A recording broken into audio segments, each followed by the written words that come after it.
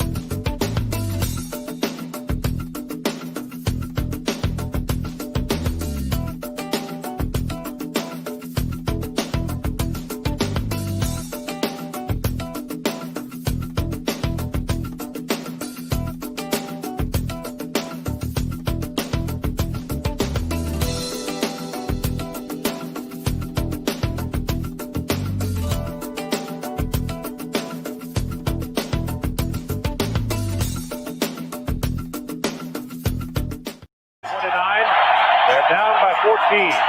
And Beretta intercepted by Teague. George Teague to the end zone. Touchdown. Hall is now right in the middle. That says blitz. Passes away. Penalty flag down. Lamar Thomas has got it. Lamar Thomas is on his way down the sideline. George Teague is after him and runs him down. Takes the ball away from him. Teague's got the ball. And they tackle Teague back at the 12. Game's over. Alabama defeats Miami. Number 2 beats number 1, 34-13. Blitz on from the 1. And they throw a fade right side of the end zone for Owens. He got both feet in. Touchdown catch over the shoulder. Here we go. They're going to have a big fight. There goes Owens. Puts it down, and he levels it. Here it goes. And now Teague is aimed at by an offensive lineman. Flozell Adams pulls Teague away, and Owens is waved to the bench, and he stands in the middle of the star and holds the ball out. Let me tell you something, Brad. Terrell Owens started it. Emmett Smith went out to the 50, trumped him. Now Terrell Owens comes back, and George Teague said, you know what, I'm not going to take this. Good for George Teague.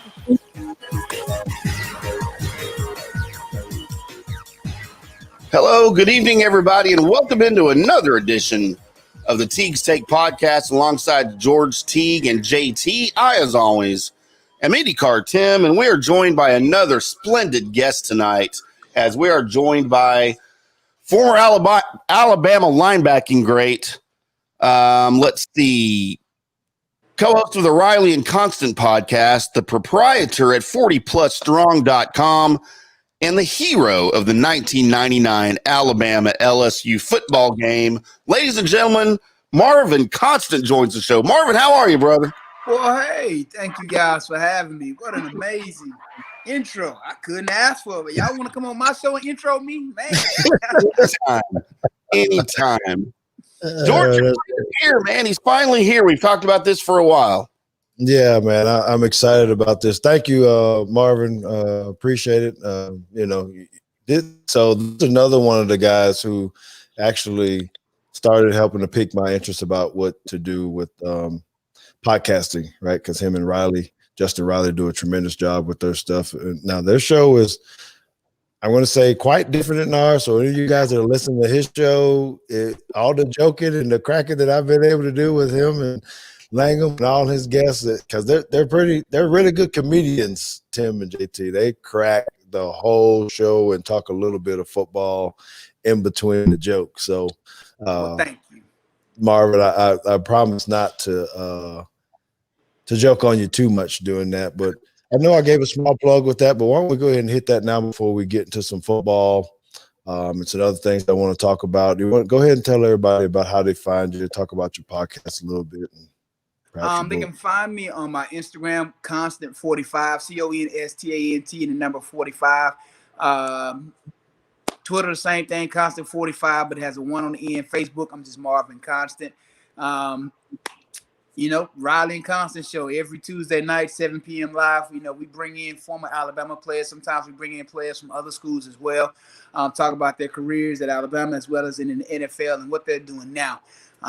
We have a wide variety of hosts with the show, with myself and Justin, and we have Steve Brown, comedian, and Stephen A. Smith from Touchdown Alabama Magazine, who also is regularly on the Fine Bomb show. So between the four of us, we bring so many different elements to one sports show. It works well together. And when I'm not doing that, I run 40plusstrong.com. So, if you need a good training book to help you get back in shape, it's specifically designed for individuals in their late 30s, 40s, and 50s to get back in shape. Me, myself, personally, I came down from 317 to 215. So. You think can you get me from about 270 back down to about 205? That's easily done. You go on my Instagram and you will see where people are regularly showing their progress. Man, I kid you not. I dropped 100 pounds in around 18 months. So, again, it's a great book. It's a great tool. You can also find fitness accessories on there if you need workout gloves, bands, sweat vests, you name it. I got it on 40plusstrong.com. Sweet. But how in the hell, excuse me, but how in the hell did you get up being 300 pounds, boss? What were you doing, man? That ain't a linebacker. That's an offensive lineman right there. Well, the thing about it, life deals you a lot of blows in life, and stress is one of the main ones. For me personally, that's what it was. After I got hurt and no longer allowed to do the thing that I loved to do my entire life since age 6, it took a toll on me mentally. And when you're in a dark place, things that normally wouldn't happen in your life tend to happen every day. So just doing all the wrong things, man, just eating stuff I shouldn't have been eating, drinking. And we all know alcohol is full of carbs, trying to self-medicate, man. And it was a dark time. And, but when I finally came out of it, I was 317. I was like, this is not you. You have to get back to the person that you were designed and meant to be in life. And that's when I began my journey, and I documented it all in my book. All right. That's good stuff. So can you tell us, because there's plenty of people don't really know what happened when you say, can we talk about the injury and what was going on at that time? Do you mind sharing what happened? I was having one of the seasons that most linebackers dream about having. I had double figures in tackles in almost every game that season, with the exception of 2, and that was because we played spread offenses and they wanted to throw the ball everywhere. But it was miraculous. Still ended up getting all SEC honors and didn't even play the last 4 games of that season to kind of let people understand how great of a season it was. I didn't play the last 4 games of that season. Like I said, got all SEC honors, but also still finished 3rd on the team in tackles and didn't play the last 4 games. So, it was an amazing season, but we were playing LSU. It was a 23-16 game. We knew if they scored that it was, we were probably going to end up losing the game, and it was a goal line stand. Josh Booty, he takes the ball, he rolls out. If he'd just thrown it to my man, the tight end, he's wide open in the back of the end zone, but instead he decides to run it. When he runs it, I come up. He jumped, I jumped. Came down on my left leg with my weight, his weight, Reggie Miles' weight, Cornelius Griffin's weight. So all of our weight on my one leg, and it was just too much, and it just ended up blowing my knee out, tore my ACL, MCL, patella tendon, medial meniscus, lateral meniscus, and my articular cartilage, all at one time. And you went to Alabama, so you know the back half of this story. We had a crappy team doctor who shouldn't have been operating on lab rats, let alone people. And the surgery was a disaster, man. It really was. And the worst thing about it all was the fact of them trying to get me to go back to this guy. And I'm like, this guy's not touching me again. The only reason why he operated me on the first time, because I had to have emergency surgery because they didn't know if I had internal bleeding or if I had damage to my nerves and other things. Like, if it hadn't been for that, he wouldn't have touched me then. But he ended up going to Dr. Kane and Dr. Andrews in Birmingham. Dr. Kane redid everything, man. Shout out to him, Lyle Kane, Alabama's current team. I've been fine ever since. Okay, man. That's tragic just to hear about those, stuff like that when people have injuries, where you can't play anymore. And I don't know how many L's. I thought we only had 3 L's. You went past PCL, MCL, and ACL. You named about 4 or 5 different other things. I don't even know what you're talking about. But that's basically my skin was the only thing holding my leg together. But yeah, it was rough. Man, so we have a lot of kids and parents of athletes, high school athletes, to listen to this show as well, because they're looking for motivation on how they get to the league or stay in the league or get to college. And we do a lot of college shows like that, which we're going to have another one of those at the end of the month before the signing day. But how important, what kind of message do you give to kids, man, to high school kids or the youth when, getting prepared for this? Because you never know when it's going to happen. What do you tell them? The funny thing about it, I never even thought about it, never considered it in my life growing up. And it wasn't until it happened to me that I really had to wrap my mind around it. And it took some years to do that. And the first time somebody asked me to speak to high school students about this, I had to think about this. What am I going to say to these kids to get them to understand what I went through and how it translates to them? And the only thing I could think of was the first conversation that I had with my academic advisor at Alabama, John Deaver. John says to me, "You are a student athlete. You got to go to class. You got to do blah, blah, blah." I said, whoa, stop right there. Do you know how good I am at this? Football, to me, it just comes natural. I said, no, I'm an athletic student. I'm here to do these 3 years of playing football, and I'm out of here. Lo and behold, that was not the plan. I never thought that I would be that guy to get hurt. I never thought I would be that guy to have to rely on my education. So if anything, the thing that I always tell kids is always expect the unexpected. Never think that your plan is your plan, because it's not your plan. It's your wishes and your desires, but it's not your plan.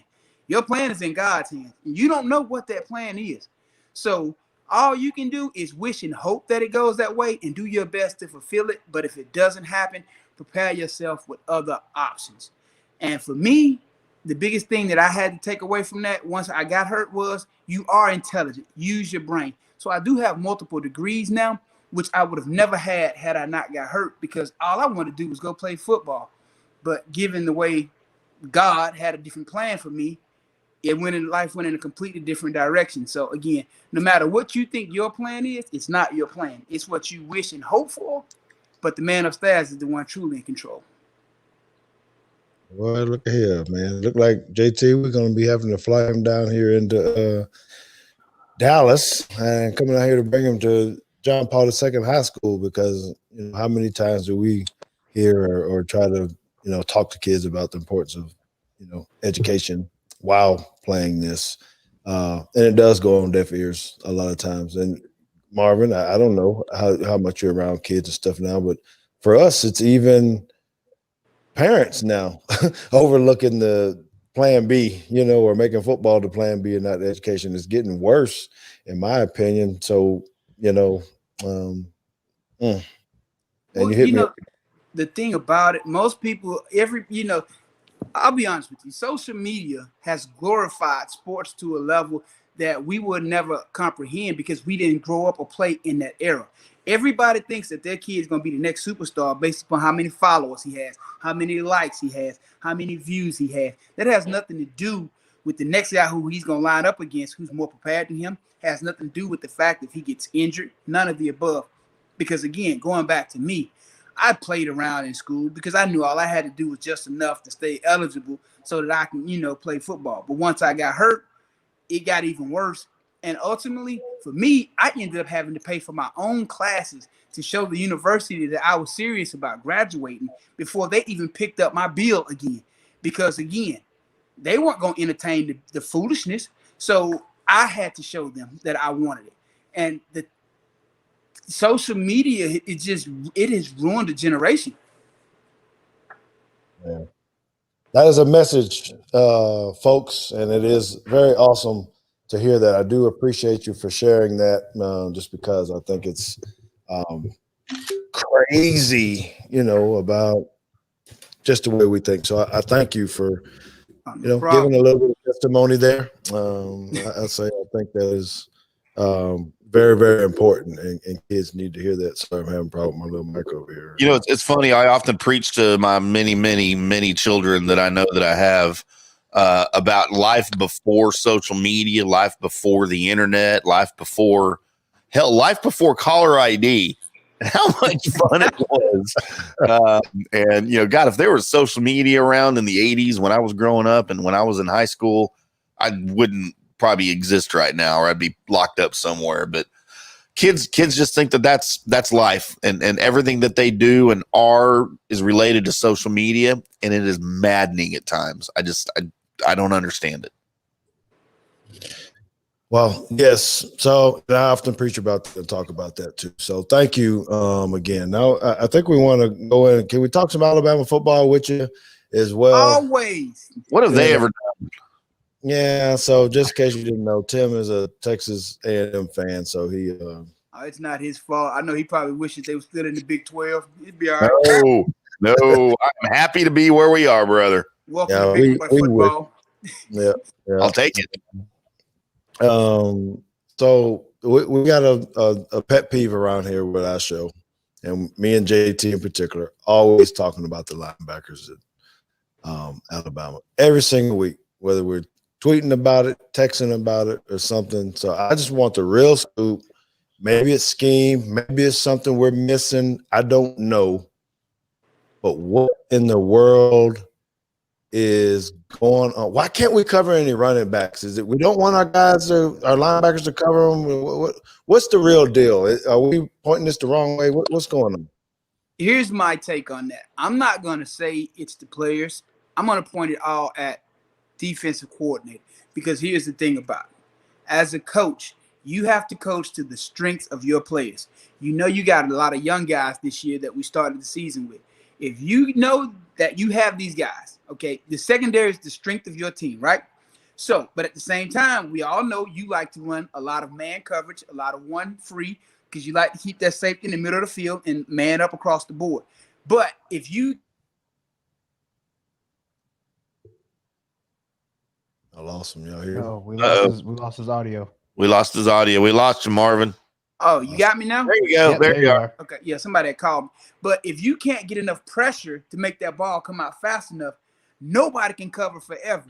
So for me, I feel like they should have ran a lot more zone with some zone pressures earlier in the season, and then allowed them to grow up a little bit more, because as you've seen the season go on, you've seen Barmore and a lot of these other guys starting to get more pressure. It got better as the season went on. But I don't think he did a good job in preparing them throughout the season to get to that point. It's like you just threw them out there and like, well, this is what we do, whether you like it or not. Like, as a coach, you have to coach to the strengths of your players. If your guys don't get pressure, why are you running all this man-to-man on the back end? Well, let me ask two questions then, because I got two counterpoints.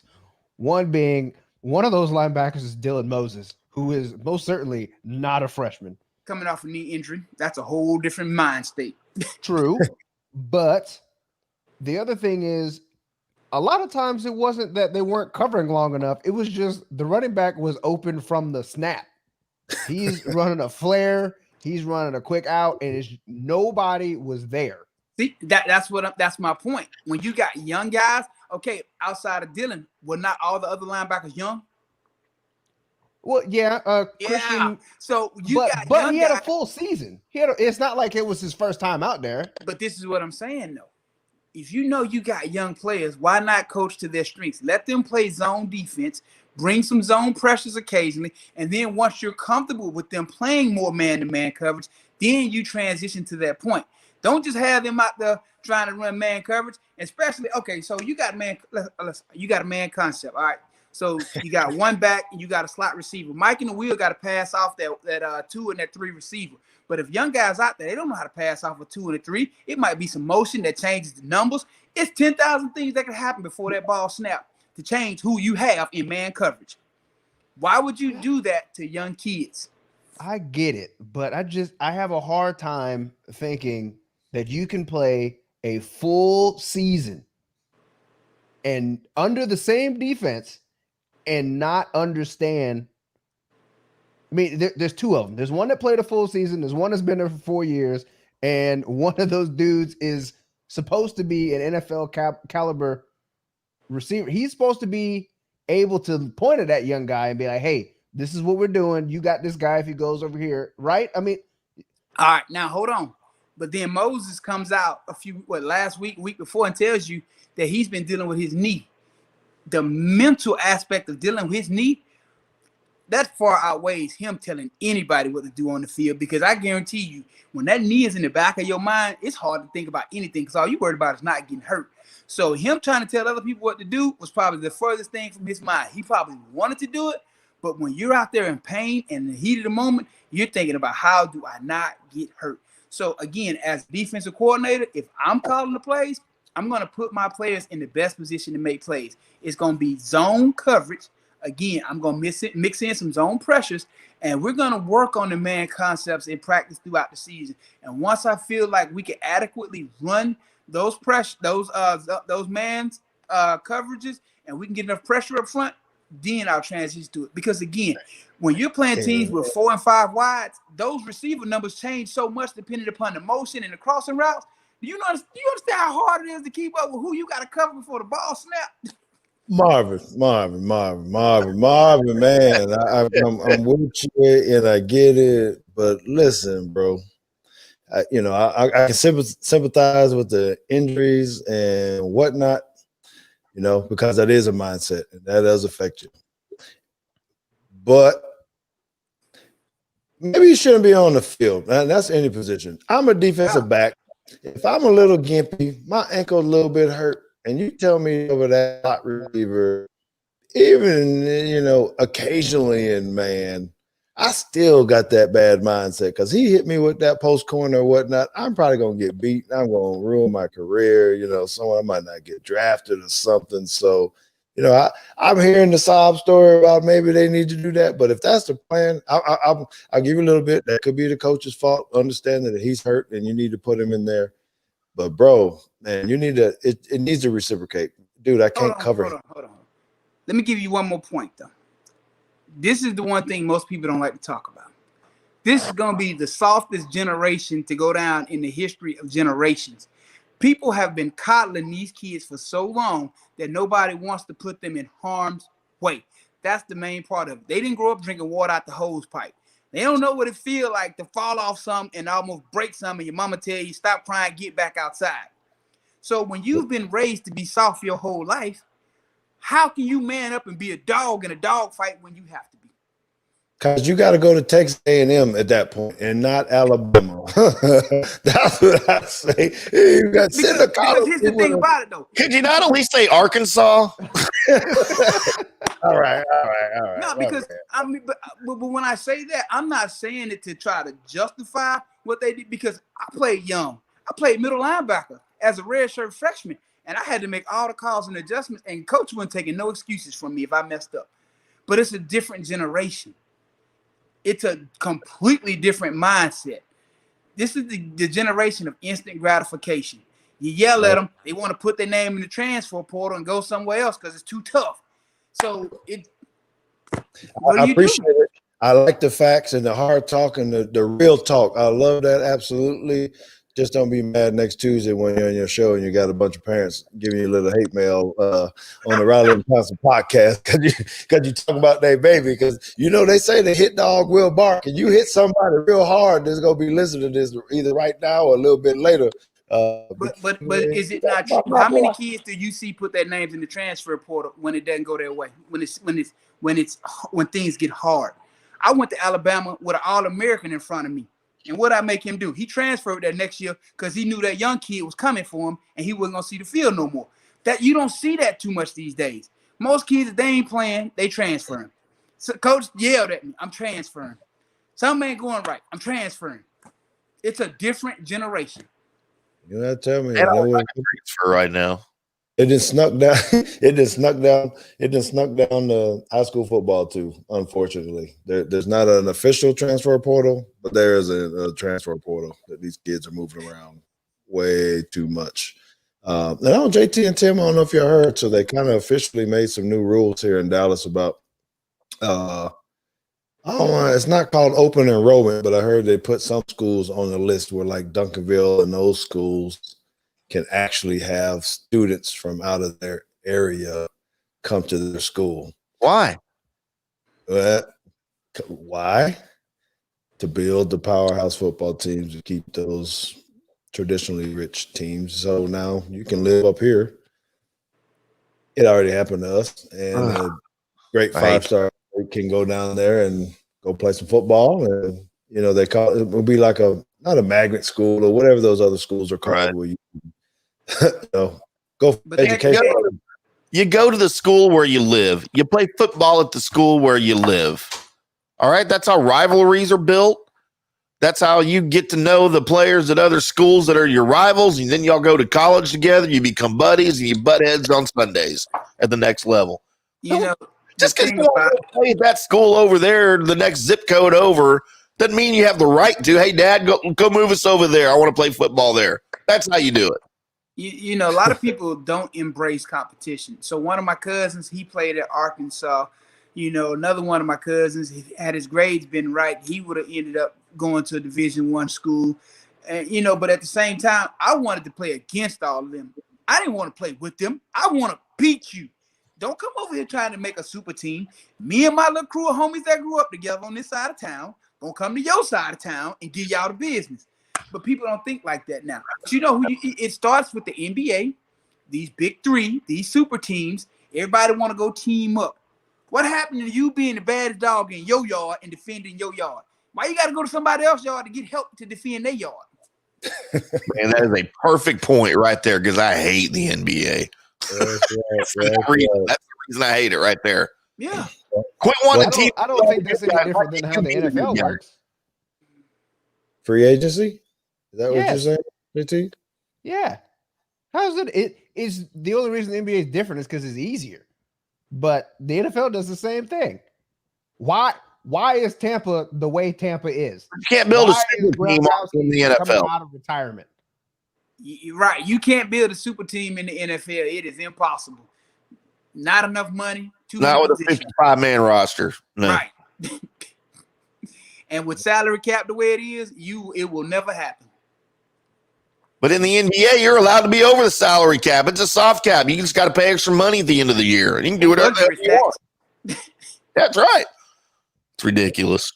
That'll have to be that'll be a good discussion we got to have. So while we do this, fellas, and we want to hold you on for one more segment, Marvin, if you don't mind. Oh, yeah. We have a couple other things to talk about after we hit this break in a minute, but we know we got to talk about Jeremy Pruitt and see what's going on down there in the land of the orange. Goldie, bring Jeremy back. So we got to talk about news that. For you. Jeremy can't come back. Oh, shh. I'll give you my tease, man. Don't be going out to the tease. All right. Well, JT says Pruitt can't come back to Alabama. Find out why right after this break. Thank you. ProfoundSites.com for your personal and commercial needs. Websites built, repaired, cured, maintained, and found. Brent Thomas and ProfoundSites.com provide e-commerce development, website development, online marketing, web, mobile, and e-commerce consulting. With over 10 years experience, Profound Sites is responsible for creating GeorgeTeague.com, where you can hear Teague's Take with George Teague every week. Brent Thomas and Profound Sites can take you through the entire pain-free process of building your new website. From initial discussion to planning, design, to coding, and making your site live and discoverable on the internet. Contact Brent Thomas at ProfoundSites.com or email him at brent@ProfoundSites.com. Hey, sports and sports memorabilia fans, this is IndyCar Timm. I want to talk to you about our new friend Chris Gordon over at the Cowboy House, cowboyhousesports.com on the web. Now, Chris is super passionate about all sports, and that's why the Cowboy House is so much more than just a Dallas Cowboys sports memorabilia store. He's got unique game-used memorabilia and rare, hard-to-find autographs for teams across the globe. Everything from the NFL, MLB, NHL, NBA, golf, UFC, soccer, Olympics, even from Hollywood and the political sector. And his store isn't just a fancy mall store. It's more of a man cave that he likes to share with his friends and customers. Come on into the store at 209 South Shady Shores Drive, Suite 200 in Lake Dallas, and you can walk on the Texas Stadium end zone turf. You can sit in a chair from Yankee Stadium or Texas Rangers Globe Life Park. Check out hundreds of autographed jerseys from hundreds of teams. Check out thousands of photos signed with certificates of authenticity. He's also got custom framing for all of your sports memorabilia items. Chris Gordon over at cowboyhousesports.com. 214-551-5978. Thank you, Cowboy House. Need a one-stop shop for Cowboys news happening over at the Star in Frisco? Click on over to cowboyssi.com, featuring Mike Fisher with 30 years experience covering America's team. It's the most popular of all Sports Illustrated sites and home to the Cowboys Blitzcast podcast. CowboysSI.com is the place to get inside your Cowboys. With such a talented team of writers and reporters over there, you'll always know the latest about personnel and roster moves, salary cap issues, and draft class status. Click on over to CowboysSI.com and get the inside scoop on America's team. 3R Sports Graphics. Hello, everybody. You've probably seen the graphics that are out on social media every week that announce the guest for Teague's Take for that week, as well as their credentials listed there on the graphic as well. Those come from our good friend Tyler Sanders over at 3R Sports Graphics. Now, he only works for schools, so we need to mention that. Some of his proud schools are Liberty Christian, Parish Episcopal, Legacy Christian, and Fort Worth Christian. These are custom graphics for your school's athletic department. Hire Tyler Sanders and 3R Sports Graphics, and you will work one-on-one with a graphic designer. You will get final score graphics the night of the game, unlimited graphics with a 1-year contract, and you can fulfill the sports information director role of a school, but for a fraction of the cost. And he will handle this for you every week. He puts it out on social media for you as well. He handles that. Give Tyler Sanders a call with 3R Sports Graphics, 713-933-9767, or you can shoot him an email, tsanders2405@gmail.com. Tyler Sanders, 3R Sports Graphics, on Twitter at 3R Sports and the number 1. And check out his Twitter feed. He's got all of the examples. You can scroll through his feed and look at all of the graphics as he's done for everybody. Tyler Sanders, 3R Sports Graphics. Give him a call now. Thank you, Tyler.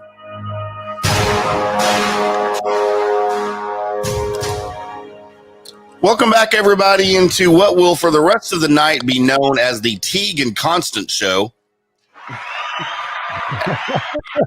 I'm just the lonely Texas A&M co-host, Tim. We're having lots of fun here with our guest, Marvin Constant, and we're talking about some Alabama linebacking woes, and we're having lots of fun here. We need to remind everybody before we get into Money Matters that the Teague's Take podcast with me and George and JT this Saturday at noon will have your NFL Sunday championship preview show, previewing the 2 championship games in the AFC and the NFC.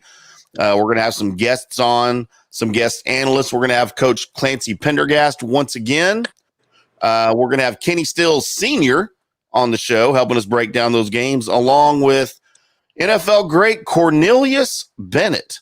Looking forward to talking to that guy. I've got a couple of mutual friends with him that I can't wait to pick his brain about. What was it? Tom from MySpace and Jeff from Facebook? Tom from MySpace and Steve Case from AOL. No, actual real people that really exist. So we're looking forward to that Saturday. Tune in to all of the Teague's Take channels, either Twitter, Facebook, YouTube, at noon this coming Saturday, and we'll break down those games for you. But right now, it is time for America's favorite part of the show. It is time for this. And now it's time for America's favorite segment. I just said that. Matters with JT. Well, this is Money Matters, brought to you by ProfoundSites.com. And we'd like to thank Marvin Constant, linebacker apologist, for being here today. Yeah, that's it. That's his group. He just didn't want to give us the truth. He wanted to make excuses and whatnot. It's fine. JT, it's like, good Lord, he just trying to protect them Our linebackers. linebacker play has been terrible compared to the way it's been. It has been atrocious. Man, I was so disappointed with the way them guys been playing all year. There was some days when I wanted to just suit up and go out there like, man, I can do better than that.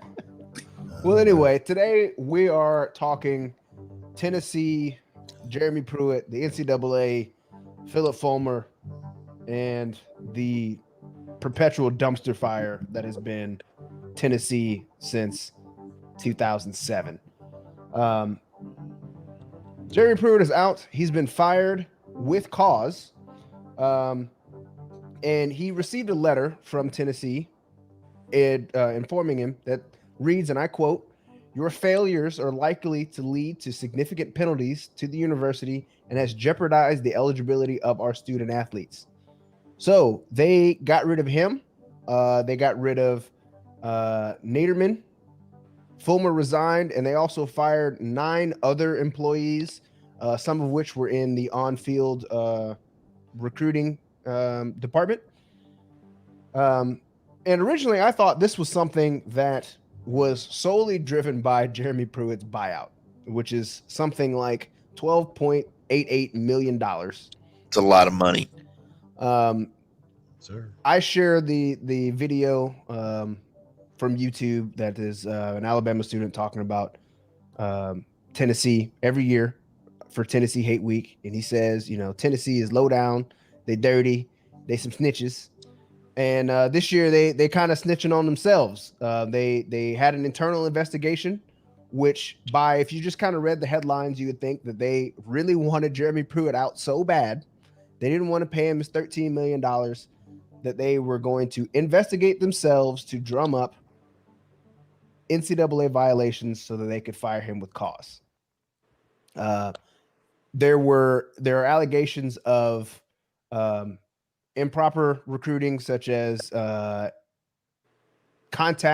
illegal contact with recruits. Apparently, Dan Patrick has reported they were handing out cash in McDonald's bags on campus. I will never go to McDonald's and look at a bag the same again. No, I'm gonna go tomorrow and I'm gonna raise grabbing every bag when there's no money in there. But this started on November 13th.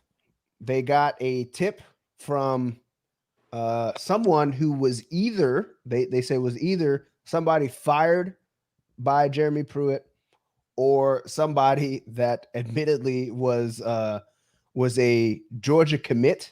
So he was recruited by Tennessee and went to Georgia instead. They got a tip that there were some impermissible benefits. They had to, and this broke during their last game of the season. But they had to sit some of their players. They had 2 players that they had to sit due to compliance reasons. Jeremy Pruitt, when asked about it, said he didn't know why they had to sit the player, but their defensive coordinator missed that game due to compliance reasons, as well as another coach. I can't remember who he is off the top of my head. But as I said, Philip Fulmer, he's resigned as well. They say that he has nothing to do with this. I don't believe it at all. But I want to know kind of what is your take on this? Because I mean, there is no way that that Tennessee thinks that they can pull in a head coach worth his salt into this program now with NCAA allegations looming. And even though they're doing what Tennessee does, they're trying to bring down another program with them, i.e. Georgia, who apparently, just joking, have been handing out cash in Chick-fil-A bags instead of McDonald's bags. Side of mayonnaise with that, please. Where do they go from here? How do you salvage a program that hasn't been relevant in at least a decade, with probation sanctions coming in, and with Pruitt going to appeal and sue Tennessee for his money? But he's probably going to be hit with a show cause penalty. And if he gets hit with a show cause penalty, he's not coaching anytime soon. I think the first thing you got to do is hire Marvin Constant, because he'll set them boys straight, because he said everybody's soft and everything else. And I think he can try to whip those guys in Tennessee in shape a little bit. But, this is, it's amazing research that you've done to be able to pull that out. And I can't help but wonder, and it wouldn't make sense to me, but are there financial troubles at the university or something? Why, even if you didn't want that, I'm hearing what you're saying, but it seems like if you made this contract or whatever and you really want them out of there, they should have some, I don't know what it is. I'm saying boosters. If they hand the money out in the bags, they're coming from boosters, and all this kind of stuff. They need to be able to drum up some kind of funds to get him out of there and just buy him out and get gone, because you're right. This is ugly to me. It's going to be too hard to bring. Well, I'll tell you what. You mentioned the being able to hand out money. I think part of the problem is, one, they've had 5 coaches in the last 10 years. A lot of which I bet they're still paying. I bet they're still paying their buyouts right now. I mean, they actually still owe Butch Jones money, huh? And that's why they couldn't do it again. Yeah. They had to have a with cause in their contract. Yeah, I mean, Butch Jones just left Alabama and is the head coach at Arkansas State, and Tennessee still owes him money. So that's one. And the other thing is the two people that are spearheading this are relatively new people. These are not. One of them was hired in 2019, right before Pruitt got the extension, which he shouldn't have got, but whatever. And the other one was hired, I think, 4 months ago. Like this is a changing of the guard for Tennessee. I think they're trying to clean slate, get everybody out, and start anew. Well, and that includes the so-called retirement of Philip Fulmer, who's a legend at the school and has been their athletic director for the last only 3 years. Also a snitch. And somehow his recent retirement announcement is totally unrelated to this investigation and its findings. Sorry, I'm laughing at Donnell Robinson here. I don't know anything about the offensive line, man. I might look like an offensive lineman, but I don't know anything about it. I don't think it's about the money, though. You got to look at it a little bit deeper. The one kid in question who ends up going to Georgia, that's a whole different situation that they've been talking about, lately as to, what did Georgia do? So don't be surprised when you see Georgia under investigation for them getting this kid away from Tennessee after he allegedly took the money from Tennessee. But the thing about Tennessee as a whole, you got to look at the program as a whole. Tennessee has not really been relevant since, 98, 99, since they won their last championship in 98. And they were decent in 99. But since that 2000 season on, Tennessee has pretty much been terrible. And when you have a program that's experienced the level of success that Tennessee has, the fan base, they're not trying to hear losing season after losing season. So it puts pressure on coaches to have to do things to win. And we all know when you at a crappy place, it's hard to get players there. So some coaches tend to bend the rules to kind of change the guard on the players that they're getting. Like Alabama, guys just want to go to Alabama because it's Alabama. They know they're going to win. They know they're going to go to the NFL, and they're going to have a great time doing it. Who's going to go to Tennessee just to go get killed every week?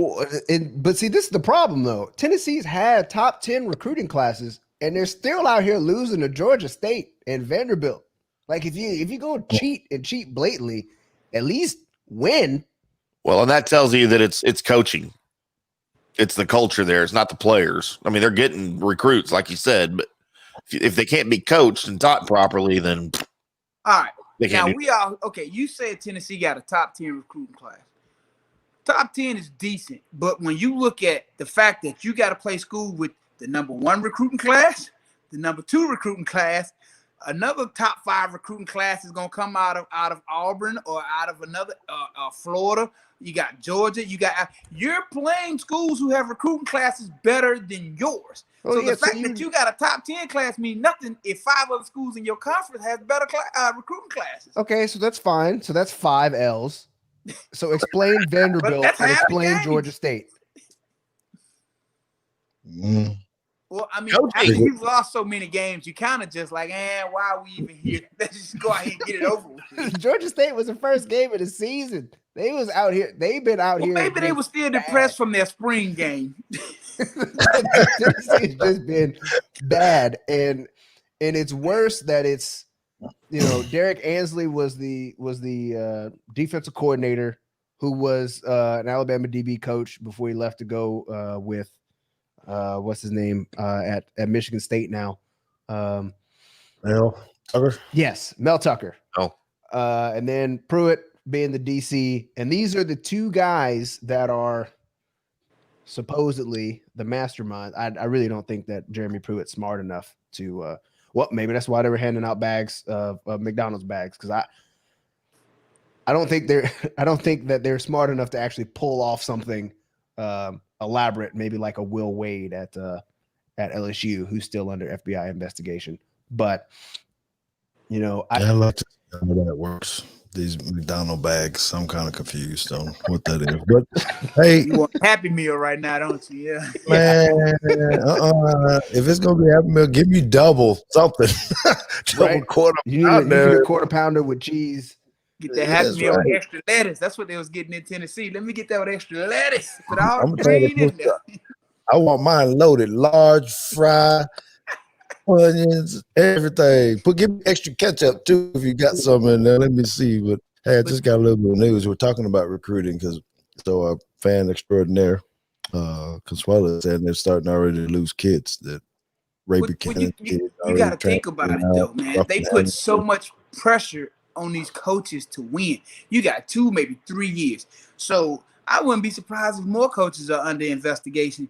Because again, you got 2, maybe 3 years, and if you hadn't turned it around, you out of there. Look at Herman down in Texas. Look at all these. They fired these guys for nothing. They don't even give them a chance. Well, let me ask you this. I'm really, and this can be the last piece on this segment. And I'm really just curious because, so many schools are caught up in this stuff, right? But the people that always, excuse me, that don't get hurt in this are the boosters most of the time, right? So Jeremy ain't out there passing out money out his check to try to get this dude. Now, he might have built some relationships, but someone approached him and said, hey, if you need some help, let me know, or whatever it is. So how do you deal with that as a AD president of the school, that when you see this kind of stuff and maybe it happens again and it's going to come up again, if they're trying to get better, maybe they hide it a little bit better.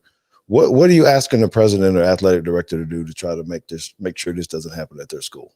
Well, it's going to be difficult to prevent it until they start paying players because, again, we all know most of your best athletes are going to come from impoverished areas.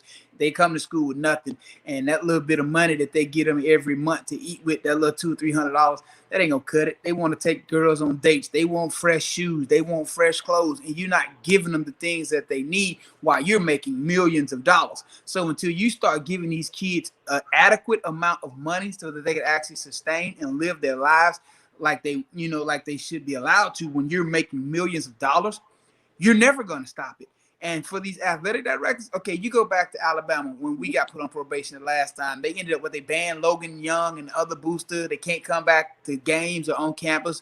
Okay, boo-hoo, you banned them for life. But at the end of the day, until you start giving these kids what they're owed, you're never going to end that problem. All right. Thank you for that lead on that, because I'm actually going to call that a special show. We're gonna have to do a bonus episode, Tim and JT, and have some guests in here, have a forum with players on why players should be paid to play collegiate sports. Let me ask you a question, though. It's not even that hard on why they should be paid.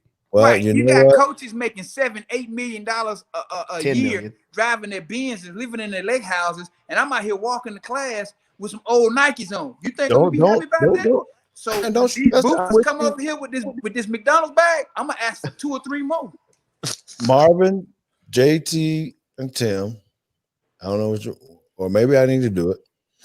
We need to post it out there, put a poll out there, and if we say should college players be paid on Twitter or some social media, I bet it's going to be kind of split, because I've already had this on. Yeah, I bet it's going to be split on people who didn't play and people who did.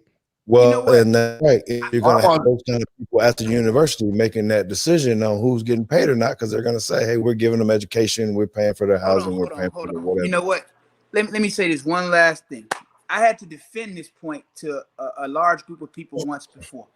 They all said, well, you got a scholarship. Your books, your living is all paid for, all this other stuff. I say, yeah, that's fine and cool. But there's also kids here on academic scholarships who get the same thing I get. But nobody's paying millions of dollars every year to come see them in the math bowl, but they come in to watch us play football. So don't compare me to them. They're not making money. We are. So yes, we should be paid, because again, ain't nobody at the math bowl over there. Yay, good quite no. Well, you're also the only reason that they can continue to give out athletic scholarships is because they're bringing in money from academic scholarships. Name a program, academic scholarships, because they're making so much money off of name your best sports program. So let me.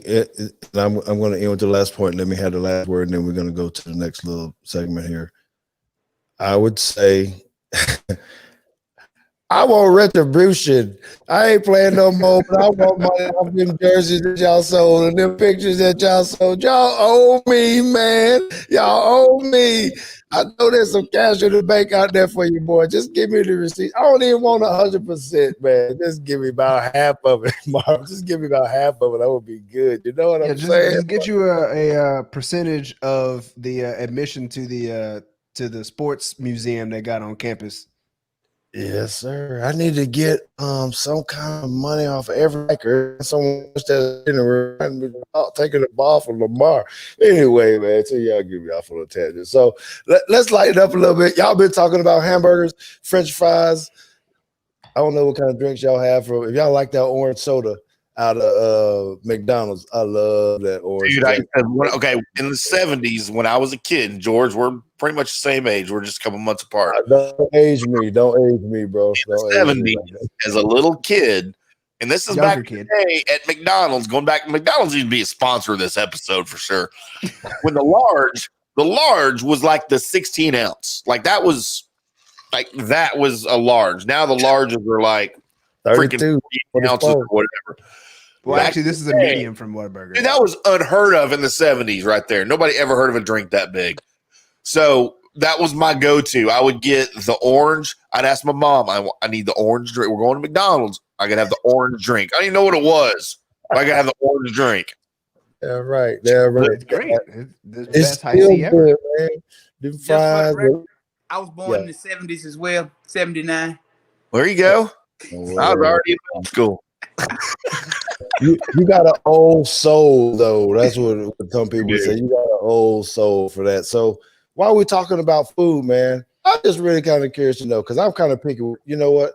We went to a basketball game the other day, and a high school basketball game, and I was so excited about the popcorn that was going to be there. I knew it was going to be the game, but I had to have some popcorn. So what do you guys think of the best foods on this football game? There's two categories, right? I'll put it that way. One is if you're at home, because you're probably going to eat different than you're at home. What are those best football game day foods at home? What do you have to have? But if you're at the stadium, what is the other one? What do you guys have to have when you're at the stadium? Okay, I got to be real honest.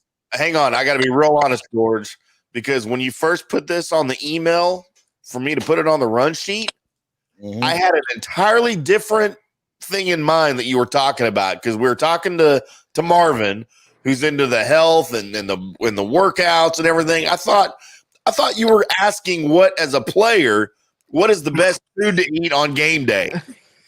Man, I ain't no nutritionist over here. And I'm like, nobody cares about that, but it's your show. So whatever.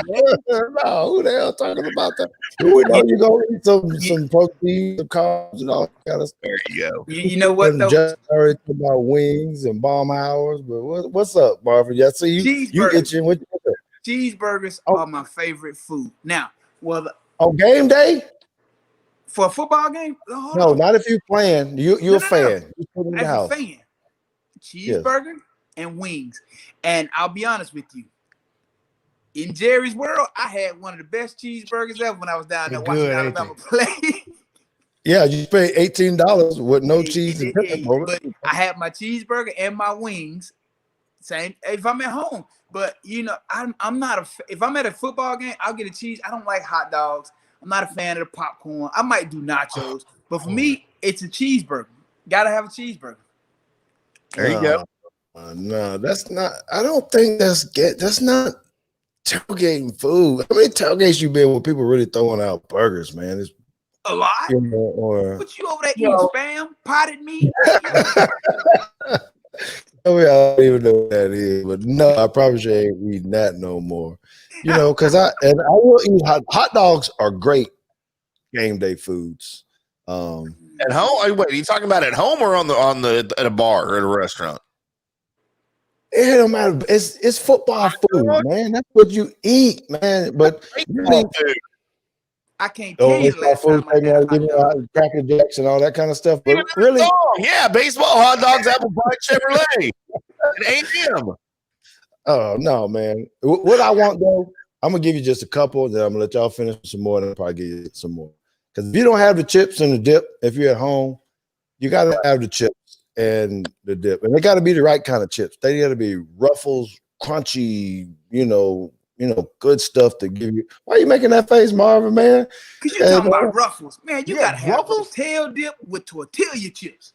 Tortilla, you said the L. Tortilla? Yeah, no, you gotta have the. I don't even know how to say it. The Santitas chips. What? That's Yeah, the $2 bag in that white Yeah. bag. Those Ooh, are no, $2.99. it's got to be the yellow bag. Yellow bag. You gotta get the yellow one. Not the.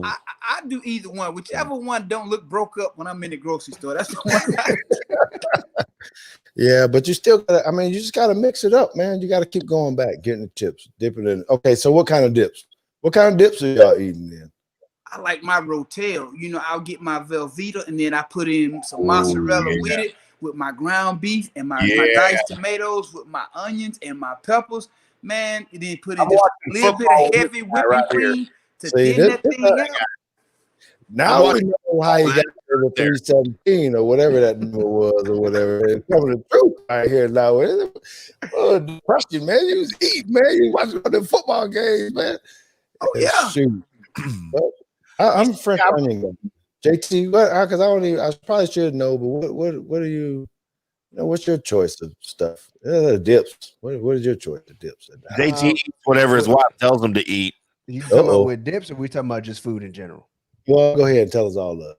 Okay, well, so I'm gonna go a little off the wall because everybody knows my affinity for wings. So by default, I'm just not going to pick wings. But there, as I was thinking about this, you got me thinking of two things. One is tailgates, and the other was Carl Goff's New Year's party. Oh, and the one thing that I was always waiting for at Carl Goff's house was the damn Vienna sausages. So they ain't Vienna sausages. Just them little the things with the barbecue sauce on them. I don't even know what they call. Vienna sausages, you might well go ahead and say spam and potted meat too. What's spam? So I love spam. And pulled pork sandwiches. Those would be my two off the wall. I'm not really, and this is where everybody's gonna hate me. I'm not really a dip guy. I'll do queso, whatever, but really all I want is the tortilla chips and salt. It's addicting, and I would just eat the whole bag. I don't need to dip it into anything. Just give me the bag, and I'll just eat the chips. You eat wings without ranch too, don't you? I know ranch is disgusting. Ranch is an abomination. George, what have you done with this boy? Hey man, between him and Jada, they don't have my taste in food. They don't.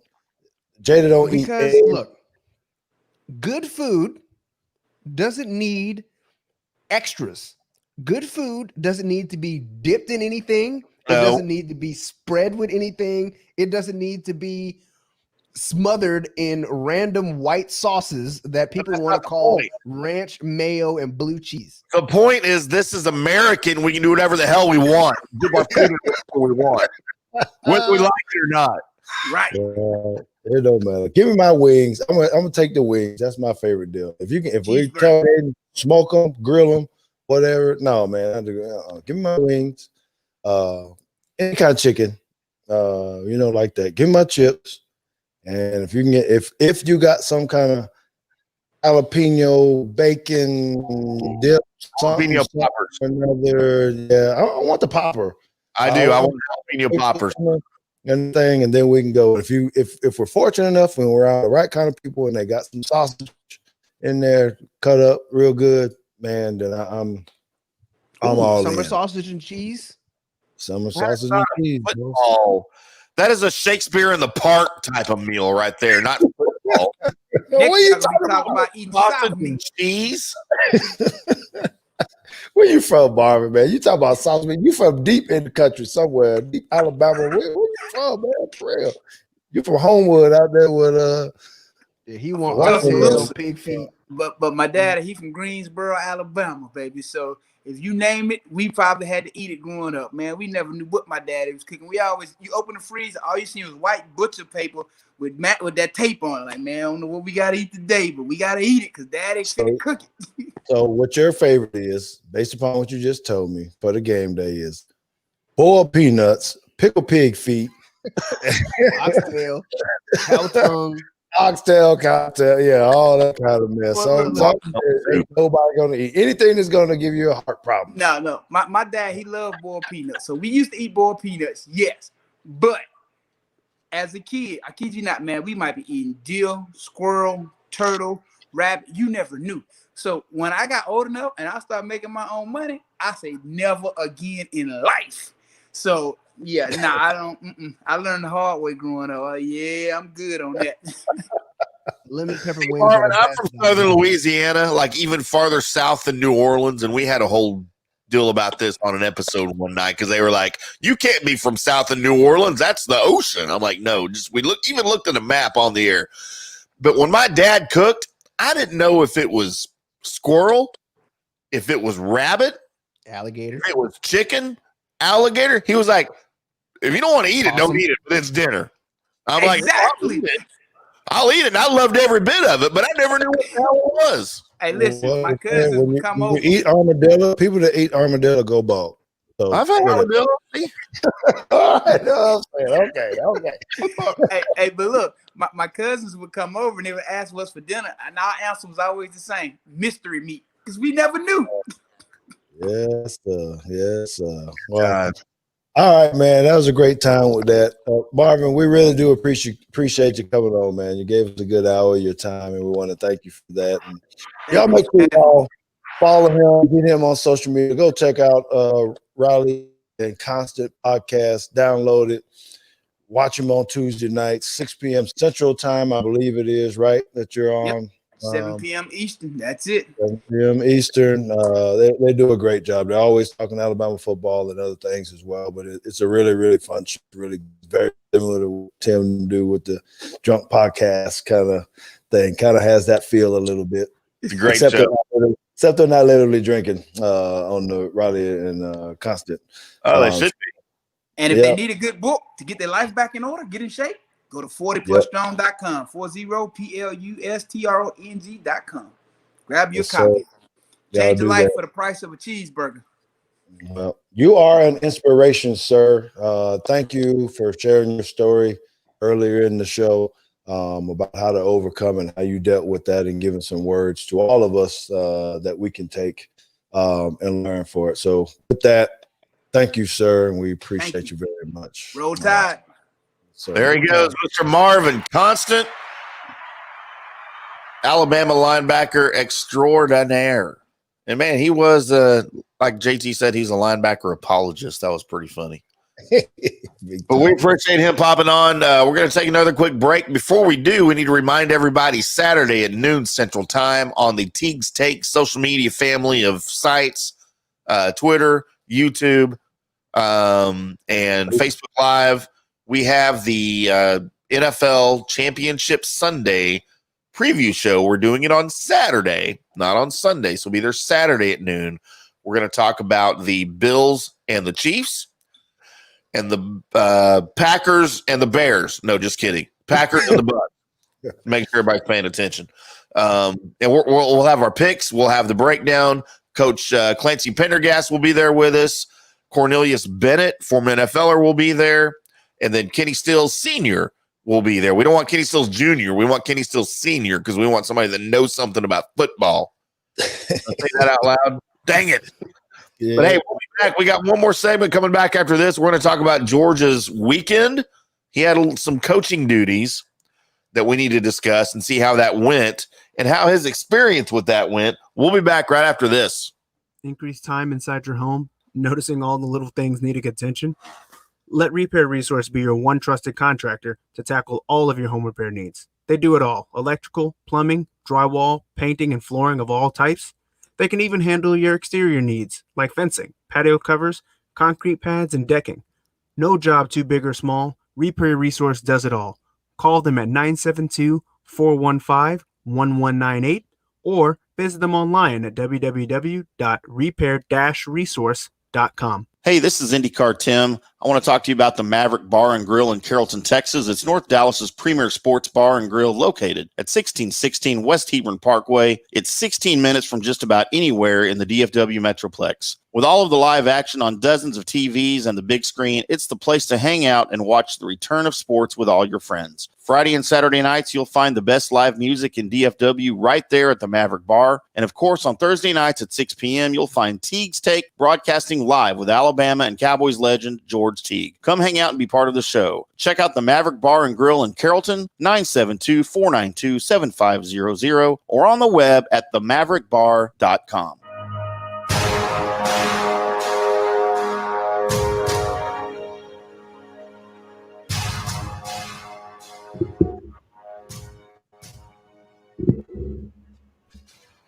Man, that was a really short commercial. I forgot how short that one was.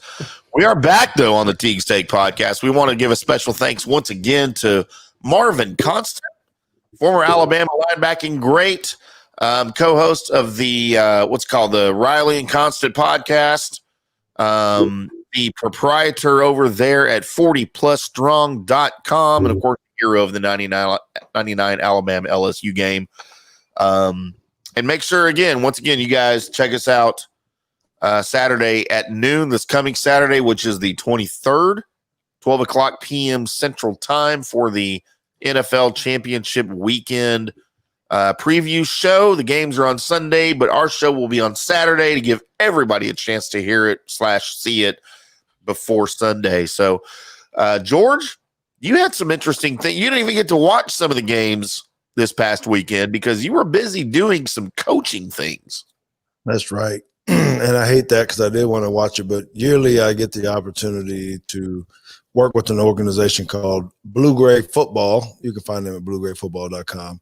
JT has actually helped me coach in some of these from time to time, and it's really fun for me. One, because you get to work with kids from all across the state who have either already committed to go play college football or still aspiring to be a college football player. So they're kind of using it as a showcase at the same time. So, this game they always play in professional stadiums.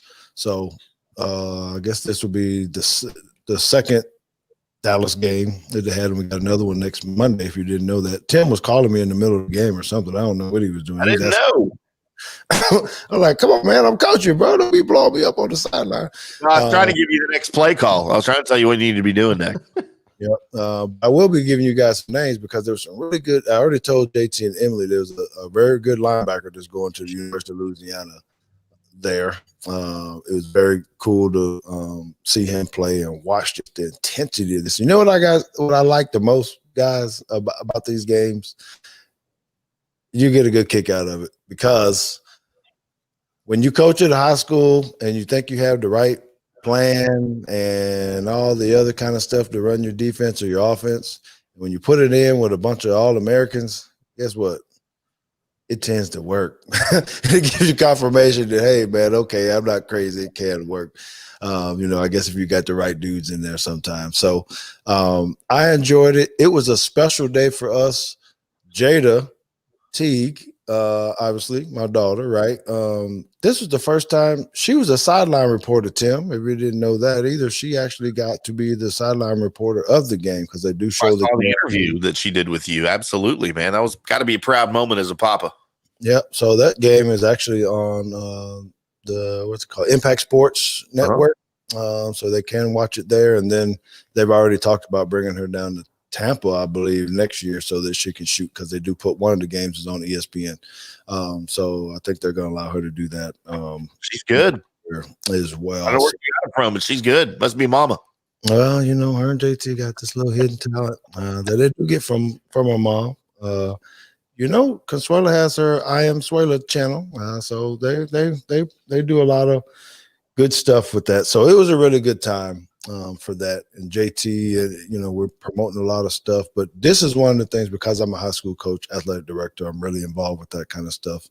And a precursor January 31st, we're going to have another recruiting show. That will be a Sunday. We've got some pretty good talent coming on there. So, man, it's just a good time. I'm going to be back at it again. We play Monday again. New kids coming in, more All-Americans. I think the game will be Monday at 1 p.m. We'll practice on Saturday and Sunday again, so I'll probably miss at least part of one of the games on Sunday. But, man, it's a good time. So thanks for bringing that up because I do really, really enjoy it. No, and apparently you're somewhat of a good coach. I didn't want to give too many props, but you kind of know what you're doing over there on that sideline. And it kind of, it leads back to says otherwise. It was good enough for me to lose 25-24 in this past game.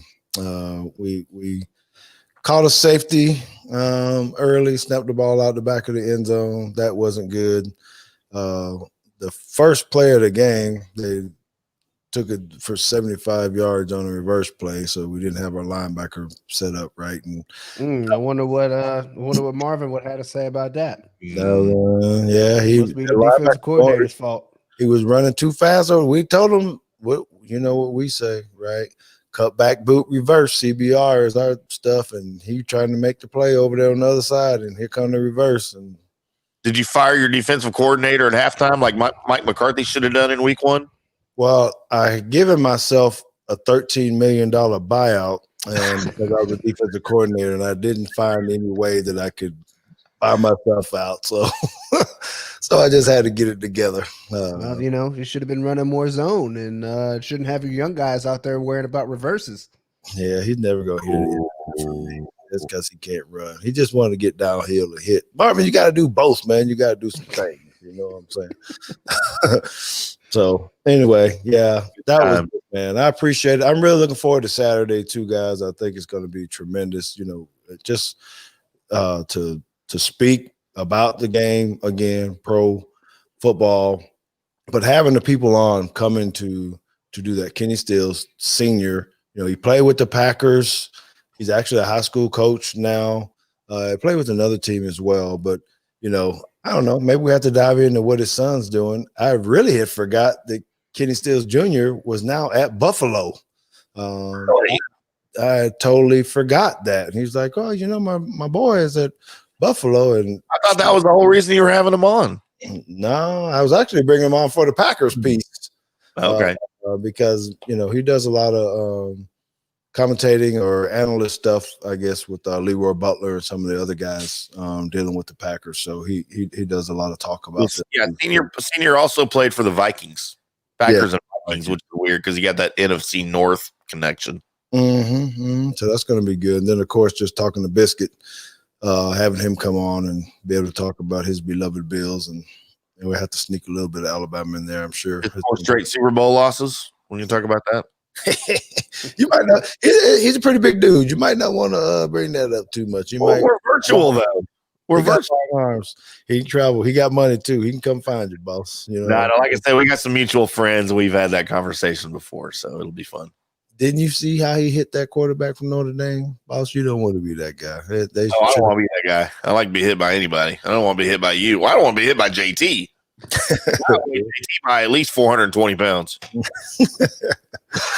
Yes, sir. So, man, I really appreciate hanging out with you guys like this. I think it's been another great episode. So y'all, everybody, make sure y'all tune in to us on Saturday for that, and then we'll have another one on Tuesday with Clarence Hill Jr.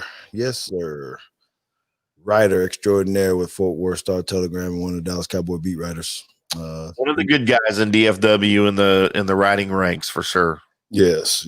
So we got a lot of things lined up. If y'all looking to see what we have coming up, make sure you tune in. Go check out georgeteague.com. Follow us all on Twitter and Instagram. JT, you got your Instagram up yet? Or are you still just rocking Reddit and what? You don't have Twitter? Instagram? No. How old are you, Grandpa? 27.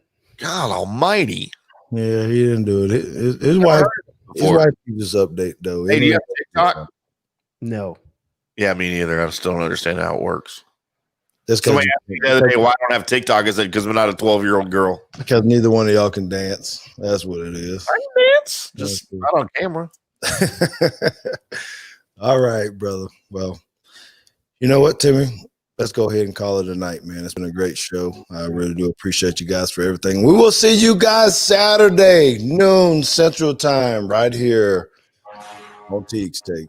We want to thank everybody that's been a part of this one. Marvin Constant for coming on for sure and spending all that time with us, and Justin Riley for letting him come on with us because we know he owns his rights, apparently. But thanks to George, thanks to JT, and thanks to Marvin and Justin. We appreciate everybody that's watched. We will see you Saturday for the Sunday championship game preview show. Until then, take care, everybody. Get your paper ready, JT. Yeah, he missed. What do I get for trying to throw a left-handed?